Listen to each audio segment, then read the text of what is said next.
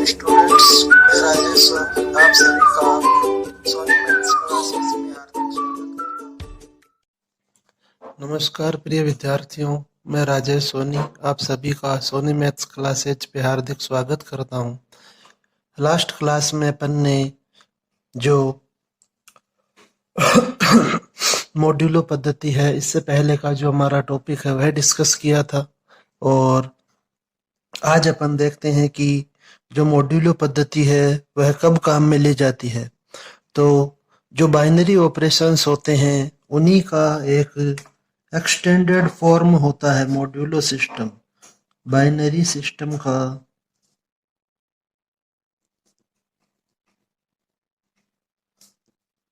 जो extended form होता है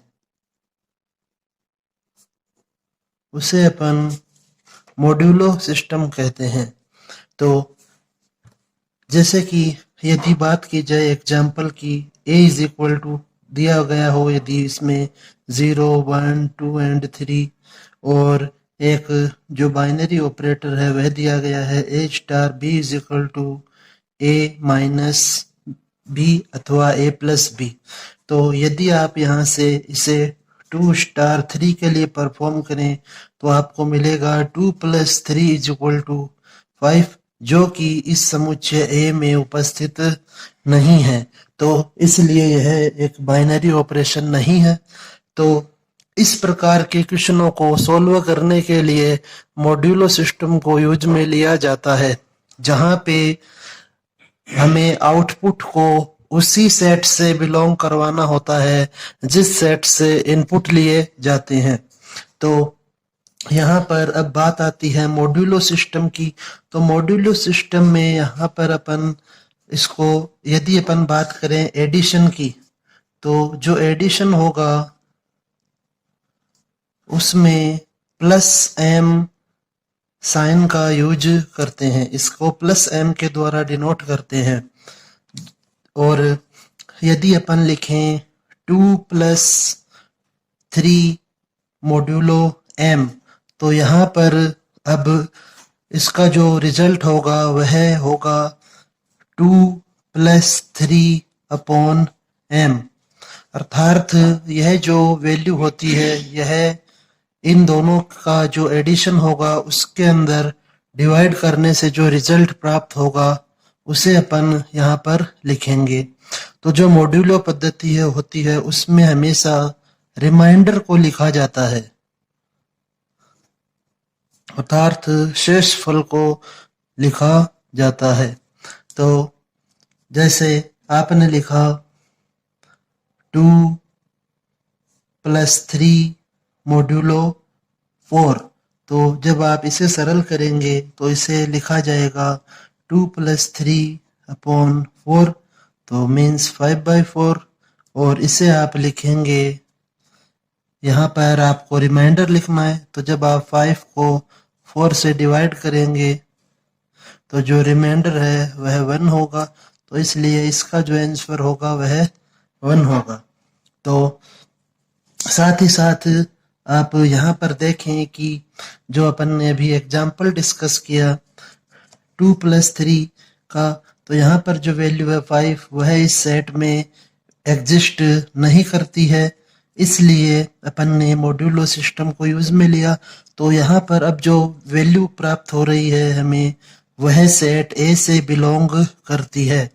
तो जब बाइनरी ऑपरेशंस में आउटपुट है वह दिए गए सेट से नहीं आ रहा हो तो हम वहाँ पर मॉड्यूलो सिस्टम को यूज करते हैं।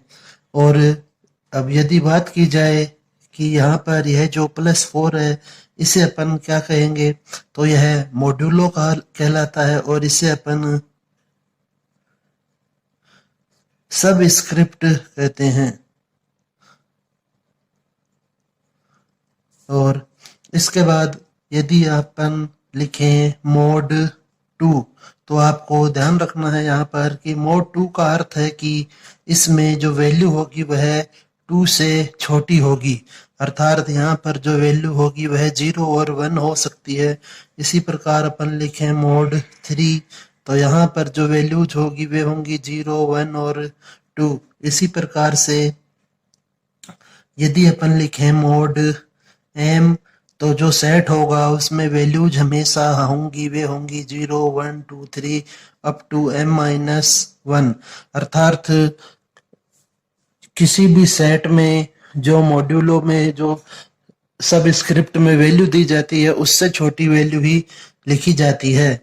जैसे यदि आप लिखेंगे +3, तो उसके लिए अपन यह सेट यूज में ले सकते हैं, लेकिन यह सेट उसके लिए यूज में नहीं लिया जाएगा।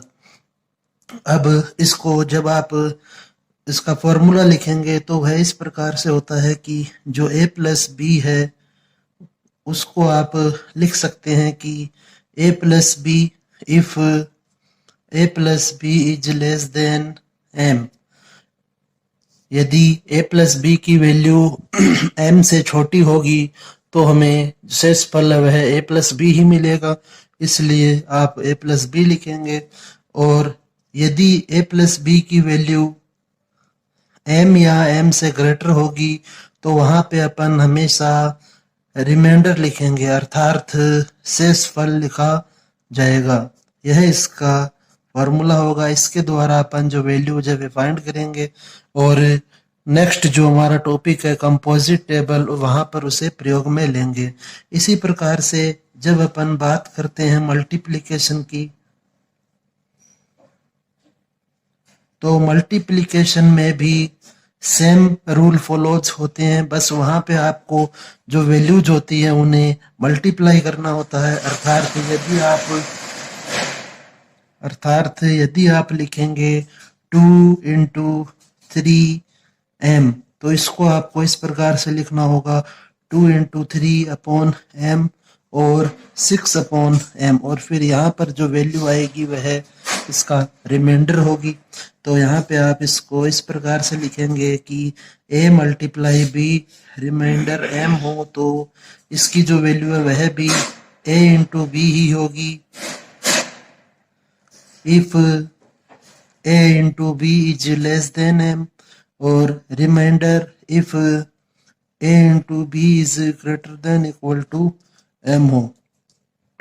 ओके, तो इसको हमें ध्यान में रखना है। ये जो दो फॉर्मूलेज अपन ने यहाँ पर लिखे हैं, इनके आधार पे अपन कंपोजिशन टेबल को बनाते हैं। तो अब अपन नेक्स्ट देखते हैं कि कंपोजिशन टेबल किस प्रकार से डिजाइन होती है।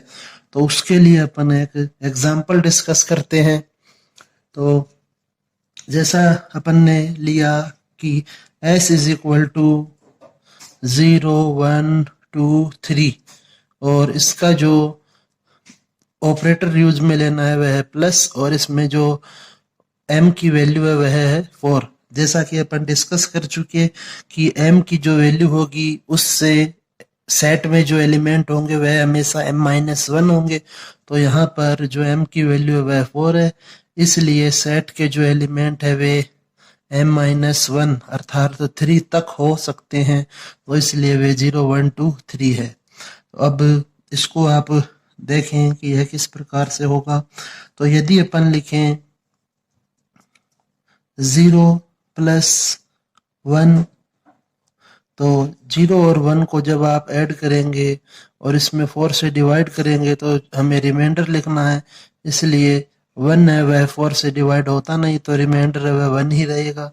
इसी प्रकार यदि आप लिखें 1 + 2 रिमाइंडर 4, तो इसे लिखा जाएगा 1 + 2/4, अर्थात 3/4। अब 3 भी 4 से डिवाइड नहीं होता, इसलिए जो रिमाइंडर है वह 3 रह जाएगा। यदि अपन लिखें 2 + 2 रिमाइंडर 4, तो आप यहाँ पर इसे लिखेंगे 2 + 2/4, अर्थात यह बनेगा 4/4। अब 4 को जब आप 4 से डिवाइड करते हैं तो जो रिमाइंडर है वह 0 होगा, तो इसलिए यहाँ पर इसका जो रिजल्ट होगा वह 0 होगा।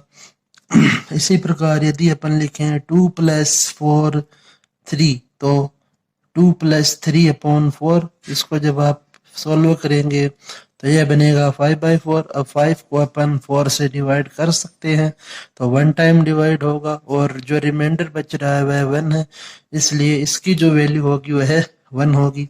इसी प्रकार यदि अपन 0 + 2 करें, और रिमेंड तो यहाँ पर 0 प्लस 2/4 करने से भी आपको 2/4 अर्थात जो वैल्यू है 2 है लेस देन है 4 से, तो इसलिए जो रिमाइंडर है 2 ही रहेगा।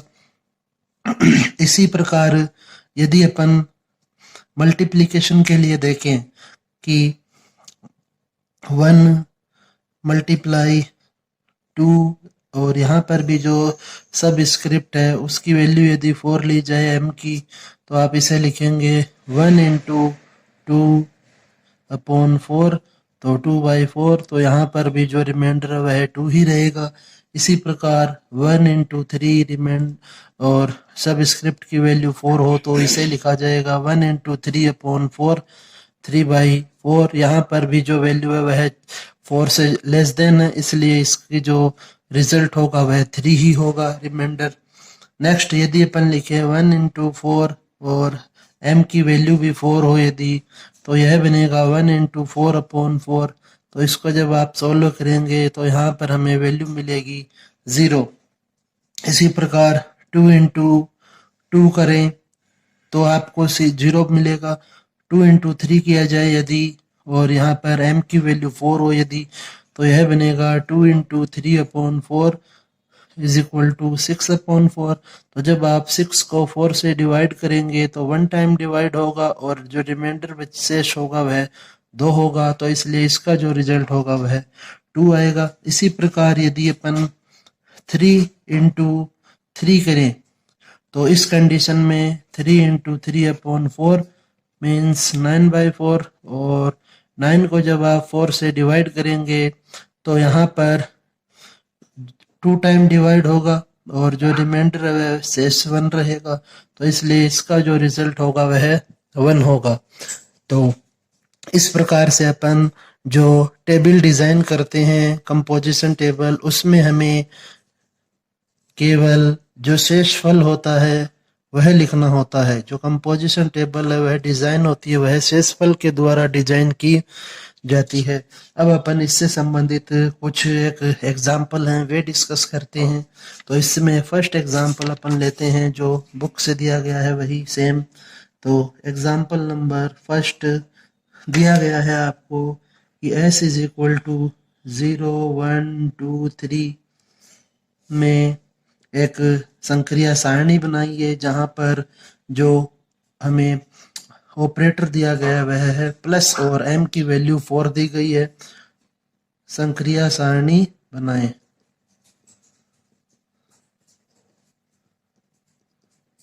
तो यहाँ पर चूंकि 4 एलिमेंट दिए गए हैं 1 2 3 4 एलिमेंट, इसलिए अपन एक टेबल डिजाइन करेंगे जिसमें 5 रो होंगी और 5 कॉलम होंगे। तो यह इस प्रकार से डिजाइन करेंगे।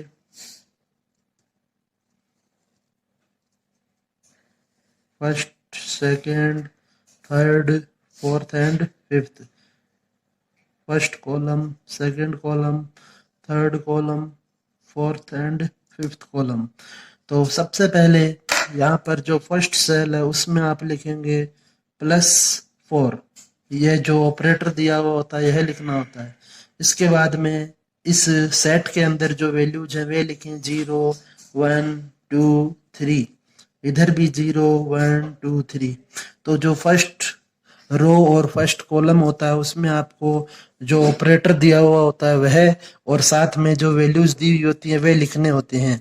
अब यदि अपन बात करें बाकी जो हिस्सा बच रहा है उसकी, तो इस हिस्से में आपको जो यह हिस्सा दिख रहा है शेष ब्लैंक जो हिस्सा है, इस हिस्से में आपको शेषफल लिखना होता है जैसा कि अपन डिस्कस कर चुके हैं। तो सबसे पहले यदि अपन बात करें यहाँ की, तो जब आप चूंकि यह ऑपरेटर वह प्लस है तो आपको इसको लिखना है। यदि अपन बात करें इस वैल्यू की तो यह इस प्रकार से है कि 0 + 4 0। तो आप इसे लिखेंगे 0 + 0 अपॉन 4 0/4 अर्थात जो रिमाइंडर है वह 0 ही होगा। तो यहाँ पे आप 0 लिखेंगे। नेक्स्ट 0 प्लस m की वैल्यू 4 दी गई है और नेक्स्ट वैल्यू अपन ले लेंगे 1। तो 0 प्लस 1/4 करने से यह बनेगा 1/4, अर्थात इसकी वैल्यू भी सेम 1 ही रहेगी। इसी प्रकार 0 प्लस 2 करेंगे, जब आप 0 प्लस 2 करेंगे और m की वैल्यू 4 ली जाएगी, तो 0 प्लस 2/4 करने से आपको मिलेगा 2/4, और जो 2 है वह 4 से लेस है, इसलिए यहाँ पर भी ये डिवाइड नहीं होगा, तो इसकी जो वैल्यू होगी 2 ही। सेम 0 प्लस 3 करने पर भी 3 मिलेगा। 1 प्लस 0 जब आप करेंगे तो 1 ही मिलेगा। 1 प्लस 1 2, 1 प्लस 3, 1 प्लस 2 करेंगे 3। अब यदि अपन 1 प्लस 3 करें तो आप देखेंगे कि 1 प्लस 3/4 होगा है, तो यह बना 4/4, अर्थात इसकी जो रिमाइंडर होगा वह होगा 0। तो यहाँ पे आपको 0 लिखना है। तो जो ब्लैंक बॉक्सेज हैं वहां पे जब आप वैल्यू लिखते हैं तो जो वैल्यू होगी वह a प्लस बी ही होगी, यदि यह m से लेस देन हो, और यदि a प्लस बी की वैल्यू m से बड़ी होगी तो आपको वहां पर रिमाइंडर लिखना होगा, जैसे आपने यहाँ पर लिखा 0। इसके बाद नेक्स्ट रो की बात करें यदि, तो 2 प्लस 0 करेंगे तो 2, 2 प्लस 1 से 3, 2 प्लस 2 4, तो 4 बन रहा है, इसलिए 4/4 करने से जो शेषफल होगा वह होगा 0, इसलिए यहाँ पे आपको 0 लिखना है। 2 प्लस 3 करेंगे जब आप, तो यह बनेगा 5/4, और इस कंडीशन में जो रिमाइंडर आएगा वह होगा 1। इसी प्रकार से यहाँ 3 होगा, 3 प्लस 1 करने से 4, तो जो 4 है वह m की वैल्यू के बराबर है, इसलिए यहाँ पे हमें डिवाइड करना होगा, तो जो रिमाइंडर आएगा वह होगा 0। इसी प्रकार 3 प्लस 2 जब करेंगे, 3 प्लस 4 2 करेंगे तो यह बनेगा 3 प्लस 2/4 मीन्स 5/4, और इस कंडीशन में भी जो रिमाइंडर होगा वह 1 होगा, इसलिए यहाँ पर 1 लिखेंगे। इसी प्रकार जब आप 3 प्लस 4 3 करेंगे तो यह बनेगा 3 प्लस 3/4 मीन्स 6/4, और इस कंडीशन में जो रिमाइंडर होगा, शेषफल जो होगा वह होगा 2। तो इस प्रकार से यह टेबल डिजाइन की जाती है। हमें जो ब्लैंक बॉक्सेज होते हैं वहां पे जो शेषफल होता है, रिमाइंडर होता है, वह लिखना होता है, तो आप इसको आसानी से समझ सकते हैं। अब इसके बाद इसी टेबल में अपन कुछ एक चीजें और डिस्कस करते हैं। नंबर फर्स्ट कि यहाँ पे आपको हमें दिया गया है कि क्या यह क्रम विनिमय होगी, तो आप देखें कि यदि अपन बात करें 1 प्लस 4 2 की, तो इसको जब आप सॉल्व करेंगे तो इसका जो रिजल्ट मिल रहा है वह होगा 1 प्लस 2/4 मीन्स 3/4, और इसका जो रिजल्ट आया वह 3 है। अब यदि अपन 2 प्लस 1 m की वैल्यू 4 लें तो इसे जब आप सॉल्व करेंगे तो इसकी वैल्यू भी सेम मिलेगी। तो चूंकि 1 plus 2 value 4 is equal to 2 plus 1 4, तो अतः यह क्रम विनिमय है, यह क्रम विनिमय है। नेक्स्ट यदि अपन बात करें 1 प्लस 3 प्लस 1 की, तो इसको जब आप सॉल्व करेंगे तो यहाँ से आपको मिलेगा 1 प्लस 3 करने से 4 मीन्स इसका जो रिमाइंडर होगा वह होगा 0, और प्लस 1, तो इसको जब आप सॉल्व करेंगे तो यह बनेगा 0 प्लस 1/4 1/4, अर्थात इसका जो रिमाइंडर होगा वह 1 होगा। अब यदि मैं इसे सॉल्व करूँ 1 प्लस 3 प्लस 1 4 को, तो यहाँ पर भी आपको जो वैल्यू मिलेगी वह सेम होगी, 1 प्लस 0/4 मीन्स 1/4 इक्वल टू 1। तो चूंकि 1 प्लस 3 m की वैल्यू 4 प्लस 4, 1 की जो वैल्यू है वह बराबर है 1 प्लस 3 प्लस 1 के, तो इसलिए यह साहचर्य भी है। नेक्स्ट, इसी एग्जाम्पल में यदि हमें आइडेंटिटी वैल्यू फाइंड करनी हो, तत्समक अवयव ज्ञात करना हो, तो जब आप तत्समक अवयव ज्ञात करते हैं तो हमें यह देखना होता है कि जो सबसे फर्स्ट रो है वह और स्टार्टिंग में जो रो दी गई है वह इक्वल है या नहीं। तो चूंकि ये दोनों इक्वल है और साथ ही साथ जो फर्स्ट कॉलम होता है, फर्स्ट कॉलम वह भी इक्वल होना चाहिए सबसे लेफ्ट साइड में दिए गए कॉलम के। तो चूंकि यहाँ पर दोनों कंडीशन सही है, तो अतः यहाँ पर जो तत्समक अवयव होगा वह होगा 0। जो स्टार्टिंग एलिमेंट होता है उसे अपन तत्समक अवयव कहते हैं। तो इस लाइन और इस कॉलम में जो स्टार्टिंग वैल्यू है वह 0 है, इसलिए इस संक्रिया सारणी का तत्समक अवयव 0 होगा। इसके बाद नेक्स्ट हमें जो फाइंड करना होता है वह है कि प्रतिलोम अवयव प्रतिलोम अवयव किस प्रकार से फाइंड किए जाते हैं। तो यदि अपन बात करें 0 की, 0 का प्रतिलोम अवयव, इसके बाद 1 का प्रतिलोम अवयव, 2 का प्रतिलोम अवयव, 3 का प्रतिलोम अवयव, तो आपको यहाँ पर देखना होता है कि इस सारणी में तत्समक अवयव कहाँ कहाँ पर दिया गया है। तो तत्समक अवयव वह है 0, नेक्स्ट यह 0, नेक्स्ट और नेक्स्ट, ये 4 जगह पे आपको 0 दिया गया है। तो आप देखेंगे कि जो 0 है उसके सामने 0 यह है और इसके ऊपर जो वैल्यू है वह 0, इसलिए 0 का प्रतिलोम होगा 0। 1 के आगे जो तत्समक अवयव दिया गया है वह है यहाँ पर, तो इसके सबसे ऊपर जो एलिमेंट है वह 3 है, इसलिए 1 का जो प्रतिलोम होगा वह 3 होगा। फिर 2 की बात करें यदि, तो 2 के सामने 0 दिया गया यहाँ पर और इस 0 के सबसे ऊपर जो एलिमेंट दिया गया है वह 2, तो इसलिए 2 का जो प्रतिलोम अवयव है वह 2 ही होगा। और इसी प्रकार 3 का जो प्रतिलोम अवयव वह होगा, 3 के सामने 0 यहाँ पर है, तो 0 के सबसे ऊपर 1 दिया गया है, इसलिए यह होगा 1। इसी प्रकार से एक एग्जाम्पल और इसका अपन डिस्कस कर लेते हैं जो हमारी बुक में दिया गया है, और वहां पर दिया गया है कि S is equal to 1 omega omega square, और साथ में जो इस बार ऑपरेटर वह है मल्टीप्लिकेशन का। और यहाँ पर आप एक चीज और देखें कि यहाँ पर कोई हमें सब स्क्रिप्ट नहीं दी गई है, m की वैल्यू नहीं है।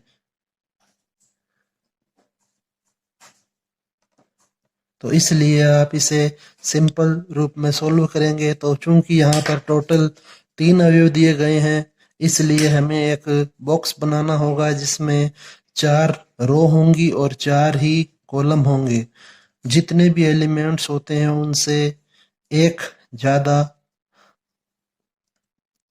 रो लेंगे और एक ज्यादा कॉलम लेंगे नंबर ऑफ को। तो यहाँ पर अब आप लिखेंगे, चूंकि हमें जो ऑपरेटर दिया गया है वह है मल्टीप्लिकेशन का, इसलिए यहाँ पर आपने लिखा मल्टीप्लिकेशन। फिर जो वैल्यूज है वे हैं 1 omega omega square, 1 omega omega square. तो यहाँ पर हमें सिंपली इनको मल्टीप्लाई करना है।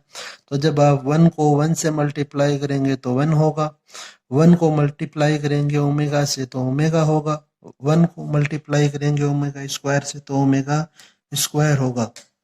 इसी प्रकार जब ओमेगा को मल्टीप्लाई करेंगे 1 से तो ओमेगा मिलेगा, ओमेगा इंटू ओमेगा बनेगा ओमेगा स्क्वायर, और ओमेगा इंटू ओमेगा स्क्वायर करने पर बनेगा ओमेगा क्यूब, और ओमेगा क्यूब की जो वैल्यू होती है वह 1 होती है, इसलिए आप यहाँ पर 1 लिख सकते हैं और चाहे तो ओमेगा क्यूब भी लिख सकते हैं। इसके बाद नेक्स्ट ओमेगा स्क्वायर को मल्टीप्लाई करेंगे 1 से तो ओमेगा स्क्वायर, और ओमेगा स्क्वायर को मल्टीप्लाई करेंगे ओमेगा से तो यह बना ओमेगा क्यूब की वैल्यू 1 हो जाएगी।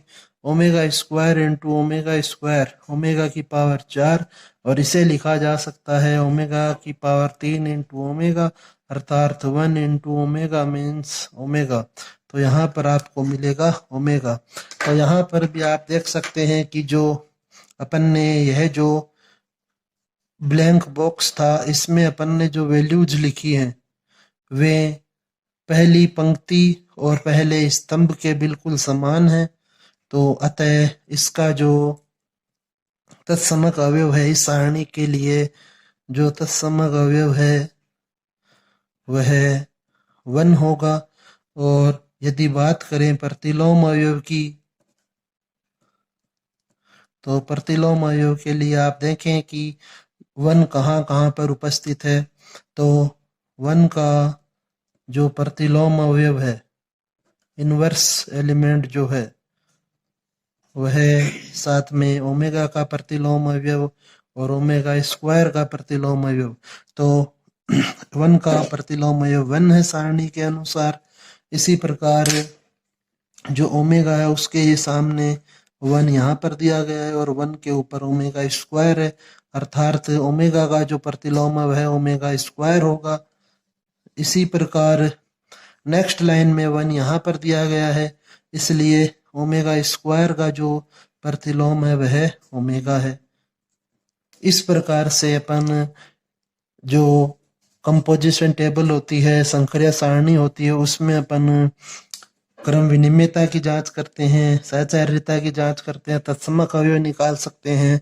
तो तत्समक अवयव जब निकालते हैं तो हमें ध्यान रखना चाहिए कि जो पहली पंक्ति है वह सबसे ऊपर दी गई पंक्ति के इक्वल होनी चाहिए और सबसे पहला जो स्तंभ जो अपन ने ब्लैंक बॉक्स में फिल किया है वह सबसे लेफ्ट में दिए गए कॉलम के इक्वल होना चाहिए। अगर ये सेम है तो जो स्टार्टिंग एलिमेंट है वह इनका तत्समक अवयव कहलाता है। इसके बाद नेक्स्ट जब अपन प्रतिलोम अवयव की बात करते हैं तो प्रतिलोम अवयव आप सारणी में देखें कि जो तत्समक अवयव है वह कहाँ कहाँ पर दिया गया है और फिर उसके आधार पर आप सभी अवयवों का प्रतिलोम लिख सकते हैं। तो प्रतिलोम अवयव ज्ञात करने के लिए यह विशेष कंडीशन है यहाँ पर कि प्रतिलोम अवयव ज्ञात करने के लिए तत्समक अवयव का होना आवश्यक है।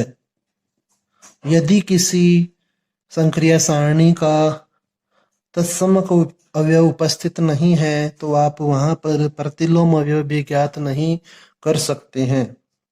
ओके डियर स्टूडेंट्स, इसको वापस से एक बार रिवाइज करें पूरे चैप्टर को, इस आज अपन ने जो डिस्कस किया है उस मैटर को, और यदि फिर भी कोई प्रॉब्लम हो तो मुझसे डिस्कस कर सकते हैं। ओके, धन्यवाद।